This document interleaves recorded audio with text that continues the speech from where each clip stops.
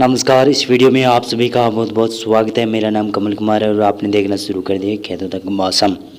तो इस वीडियो में हम बात करेंगे कि जो आप देख सकते हैं कि दक्षिणी चीन सागर के ऊपर एक बड़ा सिस्टम उभर चुका है। इसी की वजह से आप देखेंगे तो जो पूर्वी भारत के ऊपर सिस्टम बना हुआ था, बंगाल की खाड़ी के ऊपर सिस्टम बना था, ये कमज़ोर सिस्टम बना, यानी low pressure well-marked low pressure area बना, लेकिन डिप्रेशन और डिप्रेशन तक नहीं बना। इसका कारण ये है कि दक्षिणी चीन सागर के ऊपर काफ़ी बड़े बड़े सिस्टम बने हुए हैं। ये देखते हैं कितना बड़ा टाइफून बना हुआ है और यही सिस्टम भारत के बंगाल की खाड़ी में दाखिल होकर बड़ा सिस्टम बनने की संभावना नज़र आ रही है।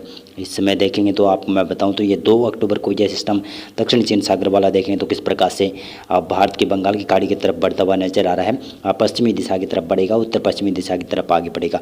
लेकिन जो भारत के क्षेत्रों पर बना हुआ है जिस से सिस्टम, वो कमज़ोर रहेगा, लो प्रेशर एरिया रहेगा। इसी का असर भारत के मध्य पूर्वी क्षेत्रों पर ज़्यादा असर दिखाई देगा। लेकिन जो सिस्टम अब ये दक्षिण चीन सागर के वाला सिस्टम है, ये धीरे धीरे कर बंगाल की खाड़ी में दाखिल होने की संभावना नजर आ रही है। ये देख सकते हैं कि 3 अक्टूबर को इस प्रकार से ये ताइवान के ऊपर होगा, ताइवान के आसपास होगा, उसके बाद में ताइवान को पार करेगा और यहाँ पर वियतनाम के आसपास तक आने की संभावना है।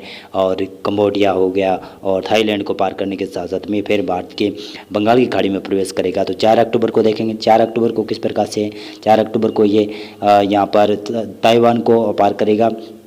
और इसी प्रकार से देखें तो 5 अक्टूबर को ये ताइवान को पार करने के बाद में वियतनाम और दक्षिणी चीन सागर के ऊपर काफ़ी बड़ा सिस्टम गहराता हुआ जाएगा और काफ़ी बड़ा सिस्टम होगा। अच्छा खासा भीषण वर्षा वाला सिस्टम होने की संभावना है। और 5 अक्टूबर को आप देखेंगे तो भारत के पूर्वी क्षेत्रों में ही काफ़ी बड़ा सिस्टम बना रहेगा। ये सिस्टम काफ़ी ज़्यादा बड़ा सिस्टम है।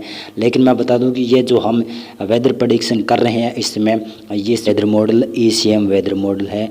और यहाँ पर देखेंगे तो 6 अक्टूबर को किस प्रकार से सिस्टम उभरता हुआ नजर आ रहा है।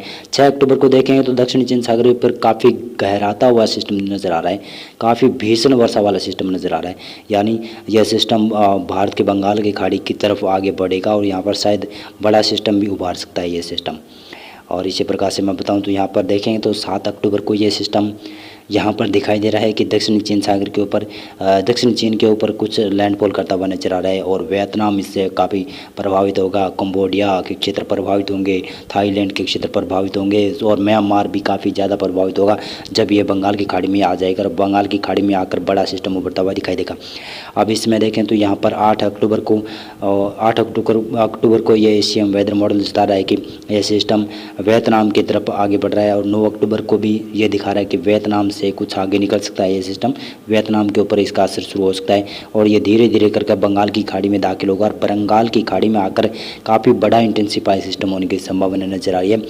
और ये इंटेंसिफाई होने के साथ साथ में भारत के लगभग पूर्वी क्षेत्रों और उत्तर पूर्वी क्षेत्रों पर इसका असर काफ़ी ज़्यादा देखने को मिल सकता है।